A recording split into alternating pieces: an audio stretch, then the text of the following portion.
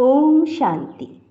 Spark द्वारा संकलित मुरली में आने वाली कहावतें और कहानियाँ पुस्तक में से आज किंग मिडास की कहानी हम शेयर करने जा रहे हैं।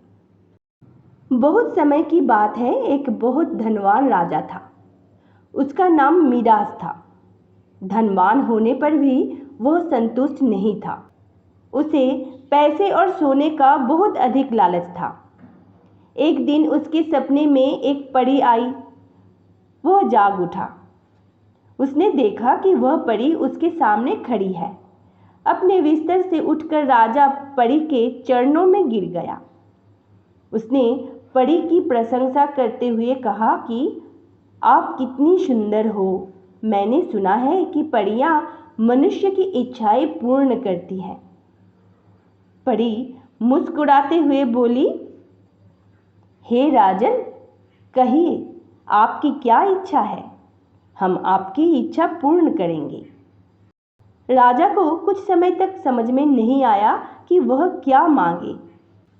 थोड़ी देर बाद राजा ने कहा कि हे परी, आप मुझे ऐसी शक्ति दो जिससे कि मैं जिस चीज को भी छूं वह सोना बन जाए।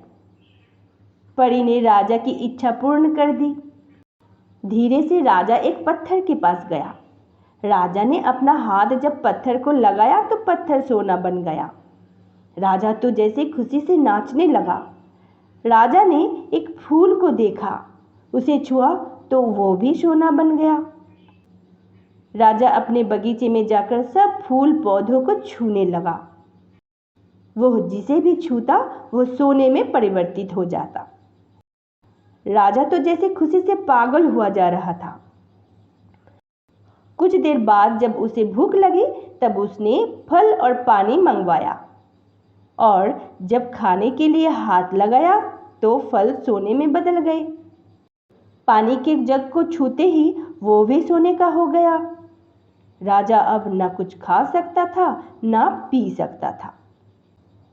अपनी मूर्खता पर राजा को बहुत दुख हुआ।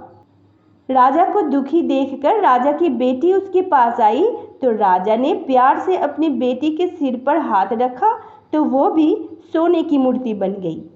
अब राजा और अधिक दुखी हो गई। पश्चाताप के आंसुओं में राजा जब डूबा हुआ था तब वही परी उसके सामने पुनः प्रत्यक्ष हो गई। उसने कहा, हे राजन, मैंने तो सोचा कि आप बहुत खुश होंगे, लेकिन आप तो बहुत दुखी दिख रहे हैं। क्या आपकी मिली शक्ति से आप खुश नहीं हैं? क्या आपको कुछ और चाहिए?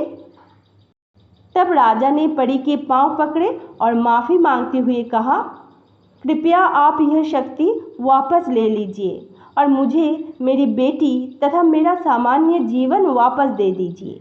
मेरे पास बहुत धन है और आज से मैं कभी लालच नहीं करूँगा।